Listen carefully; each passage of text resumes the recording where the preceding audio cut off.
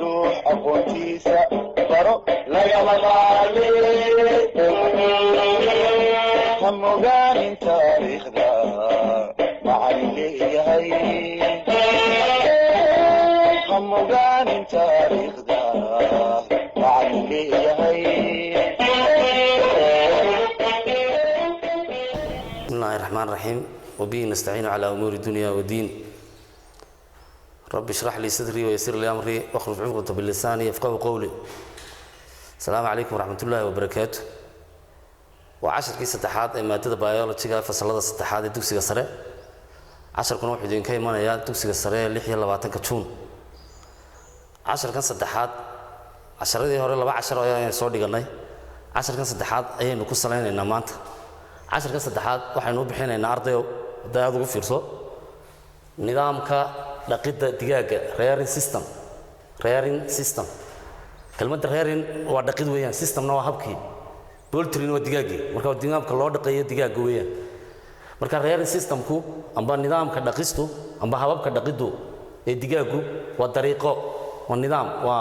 weeyaan waa dariiqo loo dhaqayo digaagii طريقة الله دقيق دقيقة يلا ورني محي rearing system. There are 3 rearing systems. صدق نوع بتشيله هب الله دقه. صدق هذا هب. سين ما أنت ورا بشجني هب كباحد اللي يقانو free range. وextensive ويدق ببلارن. من هو semi intensive هب كسحارة ده أنت. من هو intensive هب كدقدقة. هب كدقدقة أي الله بالله قلق قيبية. mid waxa la yiraahdaa deep letter waxa loo googleeyaa hangar weyn oo sida classkan oo kala ay xashiiskii loo googleeyaa oo looga dhisayaa wixii oo dhan midna battery kii qafasiyo ayaa loo sameeyaa gidaarada loogu dhijinayaa qafasiyo halkaas ay ku noolaanayaan marka waxaan bil eegi doonaa tusaale yar oo ka sheekeynaya faa'iidada uu yeelanayo free range systemku qabka dhaqistu baaxadda leh ee xortaayiin waxa loo yaqaan faa'iidada waxa ugu muhiimsan iscunka waxa loo yaqaan cannibalismka iyo beed cunista egg eaten reduce waayo waxay dhex soconayaan waxa loo yaqaan runs tawfiirso wuxuu ka caawinaysaa dhirtii inay dib u baxdo inay dhir badan meeshii dib uga baxdo waayo digadii ayaa ku daadanaysa meeshii digooyinka xitaa waxay ku firdhayaan xayndaabka waxa loo yaqaan quud yar ayaa la siinayaa digaagii waayo iyagu waxay mar walba cunayaan xasharaadka dhex yaala xayndaabka intaas waa xasuusin 10kii hore qayb kamid ah maanta 10keenu si rasmi ah daba wuxuu ga bilaabmay ardayo waxyaabaha looga baahan yahay requirements waxyaabaha loo baahan yahay deep letter system habka xashiis daadinta amba habka sixaanad daadinta amba habka hangarada loo dhigayo marka waxa ugu caansan aad ugu fiirso hadda qoraalka waa in meeshii laga helaa waxyaabo kaaga baahan site waa goob weeyaan wada socota Soomaaliday waa site weeyaan laba site-ka waxa laga sameeyaa oo kale houses too fiirso xeryahaasi maxay yeelanayaan haddii lagu weydiiyo waa inay leeyihiin well drained xeradaasi amba gurigaasi well drained biyo saar laba well ventilated hawo qaadasho well ventilated hawadii inuu qaadanayo meesha laba saddex waa inuu leeyahay roof qafas egada prevent ka hortagaya egada rain egada prevent ka hortagaya maxay toolay roobabkii qodobka kale waa inay meeshu tahay salaano kale free inay ka madax bannaantahay from drought aba dhaxantii from draft amba droughtski waxaynu naqaano draft waa abaartii amba dhaxantii oo kale waa inay ka madax bannaantahay meesha aan dhaxan fara badan lahayn qodobka saddexaad ee iyaduna muhiimka waxa weeyaan waa in meeshii loo dhigo quudiye feeders weelkii wax lagu quudinayay iyo biyood water biyoodkii weelkii biyaha loo dhigay waa inay meeshu yeelataa tusaale ahaan oo kale waxaynu naqaano spaces meelo kala fogfog spaces intaasi waa afarta qodobod ee ugu muhiimsan ee looga baahan yahay meeshii loo sameeyay deep letterka site waa goobtii xeryahaas waa inay yeeshaan gurigaasi biyasaar hawa qaadasho roob celiye iyo dhaxan celiye intaasoo dhan waa inay yeelataa qoodiye waa inay yeelataa tusaale ahaan oo kale meeshii biyo ay ka cabiyeen spaces meel kale fog waa inay yeelataa tusaalaha kalena soo qaadanayna waxaa isaguna ka mid ah oo ugu muhiimsan brooding aad ugu fiirsa ardayo broodingku waa maxay waa in isweydiisaa waa nidaamka loo dhaqayo digaaga yar markay dhashaan nidaamka loo dhaqayo digaaga yari markay dhashaan ilaa 4 week marka waxa weeyaan marka waxa oranaysaa markaad qeexayso brooding hadda u fiirsada aad ula socdo ardaygii waa inuu la socdaa brooding dhaqidda digaaga yar waa maamulidda management in la maamulo in lagu sameeyo maamul hadda u fiirso in lagu sameeyo maxay maamulis ayo chick dhashii yarayd ee digaagahay within 4 weeks afar toddobaad till ilaa ay grow properly si wanaagsan u korayaan si properly si wanaagsan marka waa nidaam maamulista digaaga yaryari ilaa iyo intay ka gaadhayaan afar toddobaad marka ardaygu waa inuu sheegi karaa waxa loo yaqaano methodiska dariiqooyinka methods waa maxay waa dariiqo of brooding loo xanaaneeyo digaaga yaryar dariiqooyinka loo xanaaneynayo markay dhashaan kadib marka laba dariiqo aynu sheegaynaa hadda aad ula soco ardaygii labadaa dariiqo mid waxa weeyaan natural waa maxay waa dabiici brooding eegada dhaqidda dabiiciga ah kanna waxa weeyaan artificial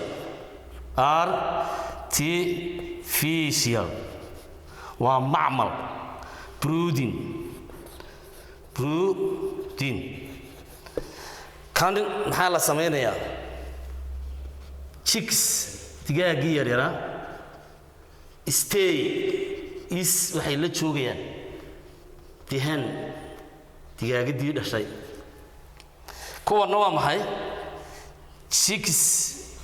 dhashii yarareedii digaaga are kept waxaa lagu ilaalinayaa iyaga brooder dhaqe marka brooderku waa caynkii waa noocan hadda u fiirso aad ugu fiirso waa dhismaha yaroo kale ayaa loo samaynaya waa dhisme waa guri yar gurigaa yaroo kale weeyaan ardayo halkaa waxaa looga soo lulayaa faynuus amba laambad yar kow halkaana waxaa looga samaynayaa kartoon yaroo wareegsan ayaa loo dhigayaa kartoonkaa yaroo wareegsan intaa u dhaxaysa waxaa loo dhigayaa weelkii cuntada iyo weelkii biyaha halkana digaaggii ayaa joogaya marka halkan iyadu waxa weeyaan waa ruuf waa qafaskii halkanna waa maxay heat kulaylihii eegada halkanna waa maxay waxa weeyaan carton sixaarad yar halkan waa maxay waa water halkanna waa maxay feeder waa qoodiyihii intaasoo dariiqo ayaa loo samaynaya intaa markaynu ka nimaadno waxaynu nidhi haddoo fiirso brooding eegada waa dhaqidda dhasha yaryaree digaaga broodingku dhaqidda dhasha yaryaree digaagu waa maaraynta dhashii yareereed afar toddobaad ilaa iyo intay ka korayaan labadan dariiqaa loo dhaqaa tan digaaggu waxay la joogayaan oo kaxaynaysa hooyadood dhashii kuwanna waxa lagu dhaqayaa sixaarad yar amba weel yar taasaa la odhanayaa maxay brooding haddaba aad ugu fiirso qoraalkaa waa in ardayga yaqaanaa eega doo fiirsada requirements of brooder waxyaabaha la doonayo eegad baraduudiski wixii weelkii lagu dhaqaayay requirementska waxa ugu caansan eeg meesha waa inay leedahay well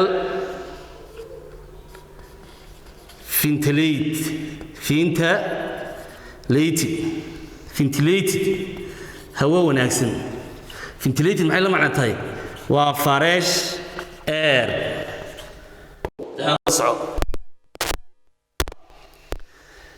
secure waa inay tahay ammaan secure waa inay tahay ammaan saddex ee hadduu fiirsada waa inay leedahay heat supplier tabsiye eegata heat supplier kuleelsiye waa inay meesha leedahay trophies waa maxay waa weelka loo dhigo xoolaha ay wax ku cunaan maqor trophies of water weel biyuud aan iyo maxaa kaloo ardayga loo samaynayaa feeder quudiya intaas waa dariiqooyinka ugu muhiimsan waa wax saabaha looga baahan yahay waa inay meeshii hawasaar yeelataa ammaan waa inay yeelataa waa inay yeelataa waxa loo yaqaano maxay biid siiye weelkii biyaha lagu siinayay sababtaa awgeed ayaynu u samaynaynaa waxa loo yaqaano tusaale ahaan oo kale routine ereyga routine waa maxay waa joogto management eegada maamulidda joogtada ah ee maxay lagu samaynayo in layer digaaga loo yaqaano beerdhalayaasha waa maamulidda joogtada lagu samaynayo beerdhalayaasha kow maxaa ugu wanaagsan la siinayaa waa in la siiyaa profile waa in la siiyaa tusaale ahaan balance waa maxay dheelitiran feed amba balance diet cunto dheelitiran laba waa in lagu sameeyaa maxay vaccination tallaalis afartii toddobaadba waa in la tallaal lagu sameeyaa maxaa kaloo lagu sameynayaa controls waa in laga xakameeyaa waxaynu u naqaano xanuunada ku dhaca digaaga diseases iyo waxaynu naqaano parasites darisla noolaha intaa wada socota soo ma waxaan ku udhi waa in la siiyaa cunto dheelitiran waa in lagu sameeyaa tallaal waa in kaloo lagu sameeyaa xakamaynta hadduu fiirsada xanuunada iyo dulinnada marka dulinnadaas waa kuwee waxa weeyaan tusaale ahaan oo kale dulingudeedka waxaa loo yaqaano endoparasiteska dulingudeedyada hadduu fiirso kow ambaba dulindibadeedka eegada exoparasites eegada dulingudeedyadii tusaale ahaan oo kale waa dirxigii gooryaanadii iyo tusaale ahaan oo kale qirinqeyrkii wixii yara qirinqeyrka loo yaqaanay amba wixii loo yaqaanay dhibicii wixii cunayay digaaga ee raqeeyay ayaa in laga badbaadiyo hadda kaale qodobka markaynu ka nimaadno waa inuu ardaygii sheegi karayaa qodobadan kow intaasoo qodob bal hadda u fiirso kamarada u fiirso hadda waa inaad tiraahdaa waxa weeyaan saytkii goobtii xeryahaas waa inay yeeshaan wixii loo yaqaanay hawo saarka wanaagsan biyo saar roob celiye dhaxan celiye quud waa inay meesha leedahay biyo waa inay leedahay meelo kala durugsan waa inay leedahay tusaale ahaan meelaha kala durugsan maxaa la odhanayaa tusaale ahaan oo kale digaagadib waxaa loogu talageli karaa 0.27 meter square haddii bedka dhulkaasi tusaale ahaan oo kale uu yahay 9 meter by taa u fiirso by 3 meter spacekaas 9 meter haddii tusaale ahaan waxaa markiiba tusaale ahaan oo kale lagu odhan karaa halkii digaagad one chick ayaga hadda u fiirsa one chick digaagadii kasta hadda u leer soco one chick digaagadii kasta occupy waxay buuxin kartaa salaano kale dhul cabirkiisu yahay istaagi kartaa 0.27 mitir hadda u fiirso 720 mitir square imise digaagadood baa istaagi karaya bal hadda u fiirso waa inaad tiraahdo markaa ardaygii si loo soco xisaabtii talantaaliga markaad isugu dhufato waxay noqonaysaa waa 1 times 27 square meter oo loo qaybiyo 0.27 intaa haddii la isku dhufto dabadna la isu qaybiyo waxay noo soo baxaysaa dhulkaas inuu qaadayo 100 digaagadood oo kale sababta awgeed ay species-kii loo sameynaya marka broodinku waa nidaam lagu dhaqo lagu maamulo digaagii yaryara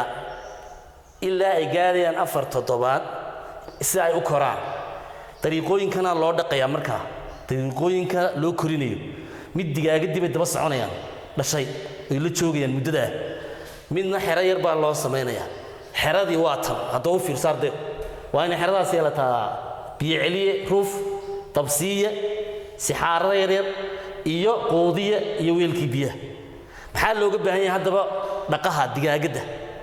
waa inuu leeyahay meel hawadii ammaan tabsiye weelkii nidaamka joogtada ee loo dhaqayo shimbiraha digaaga loo dhaqayo beedkiina dhalaan waxa kamid ah in la siiyo cunto dheeli tiran in la siiyo waxa loo yaqaan talaal in la siiyo xakamaynta xanuunada dhammaan qodobadaas waxay ka caawinayaan ardaygii u fiirso hadda halkaa u fiirso waxay ka caawinayaan in uu ardaygii sheegi karayo waxaynu u naqaano baleegada waxa lagu yiri state ayaa lagu yiri sheeg hadda u fiirso sheeg baa lagu yiri sheeg the main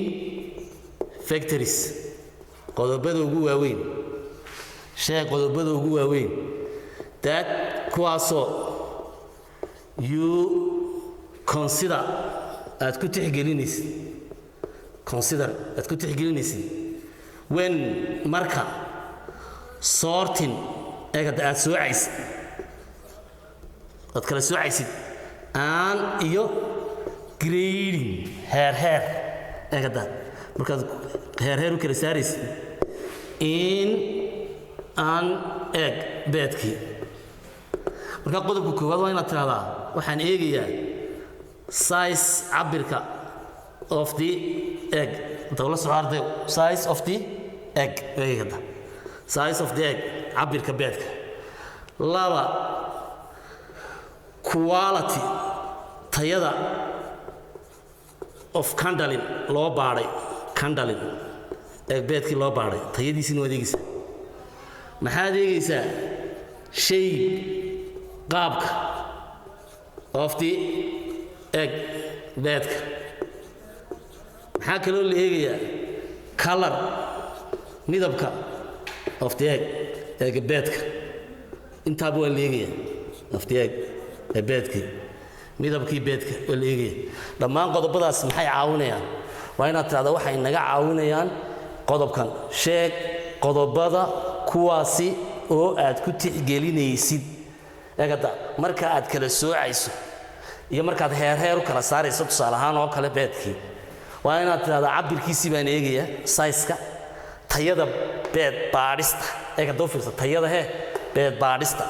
qaabka beedka midabka beedka intaasaa la eegayaa qodobkaa markaynu muqadamo ku salayno waxaynu iskaloo isweydiinaynaa hadda u fiirso waxa kale oo aynu isweydiinaynaa hadda u fiirsa arday wax la soco eegada waa inuu ardayga yaqaanaa qodobada factories that kuwaasoo reduce eegada waxaan ku idhi waa qodobada kuwaasoo hoos u dhiga eegada poultry digaaggii production wax soo saarkii digaagga marka waxaad oranaysaa labadan qodob baa hoos u dhigaya bal hadduu fiirso aad ila soco kow mid waxa weeyaan stress cabsi hadday ku timaado takalana waa maxay physis kharibaad iyagoo meeshii khariba mid waa stress way cabsanayaan stresska maxaa ugu wacan tusaale ahaan oo kale waxay ka cabsadeen crane eegada waxay u naqaano tusaale ahaan kale strange predator bahal bay ka baqeenba predator waa animal eats another animal laakiin kuwan physiski kharibaadi laba u kala baxayaan labada u kala baxayaan baa mid loo bixinayaa inay dhexdoodii cunaan kaani daliisan waa iscunka dhexdooda iyo hadoo fiirsaardayo egg beedkii hadoo fiirso eaten inay cunaan beed cunista marka qodobadaas ayaguna ugu muhiimsan qodobada hoos u dhigi kara wax soo saarka digaaga cabsida iyo kharibaada inay meeshii kharibaan kharibaadi waxa kamid ah iyagoo dhexdoodii cuna amba iyagoo beedkii cunaba marka beed cunistii maxaa lagu badbaadinayaa waxa lagu badbaadinayaa waxa loo yaqaano debeaking waa afka dhuubana laga jarade debeaking iyadoo laga jarayo afkii dhuubna afkooda dhuuban marka beak waa afkooda ay dhuuban weeyaan baradaad ugu fiirso salaano kale qoortoodii markaan saaw sawirno qoortii markaan sawirno ayaa afka yarba bar la jaraya inta ayaa bar la jaraya si aan beedkii iyaga dhexdoodii isugu dilin sababta awgeed ayaynu u sameeynaynaa inuu ardaygii sheegi karayo hadda u fiirso waqti ma hayno we don't have time to wait marka waxa weeyaan in aynu qodobka ugu soo dambeysino asalka baradeeg inaynu niraahno inuu ardaygii sheegi karayo salaano kale si dheeraada reproductive parts of the hen qaybaha taranka ee digaagadda marka waxaynu ku muujinaynaa qaybaha taranka ee digaagadda hadda u fiirsaarde waxaynu ku muujinaynaa waxaynu oranaynaa the diagram hadda u fiirsada sawirkan hoose the diagram below sawirkan hoose illustrates wuxuu ku muujinayaa illustrates waa maxay wuxuu ku muujinayaa the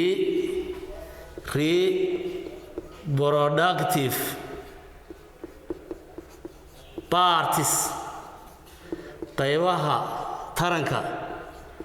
of the hen ee digaagadda hadda u fiirso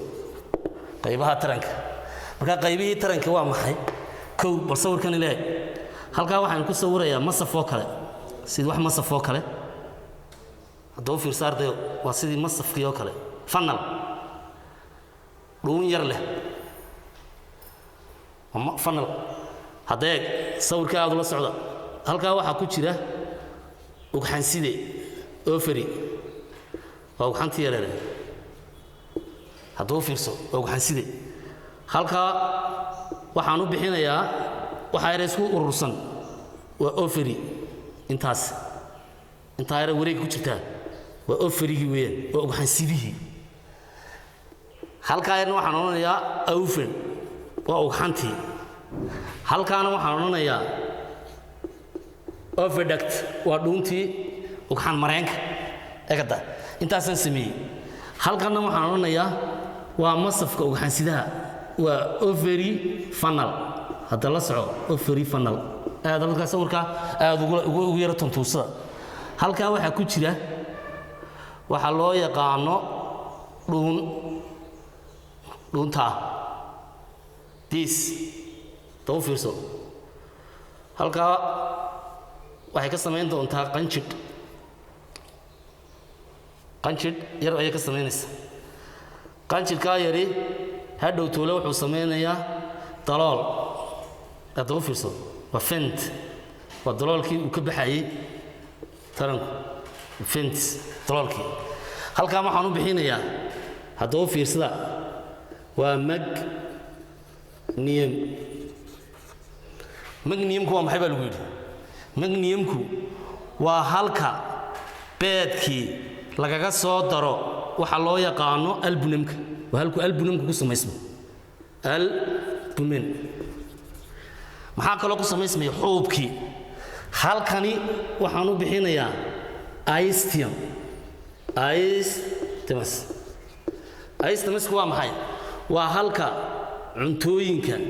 biyaha fitamiinisku oo dhan ay kaga soo darsamaan hadduu isthmuski hadduu fiirso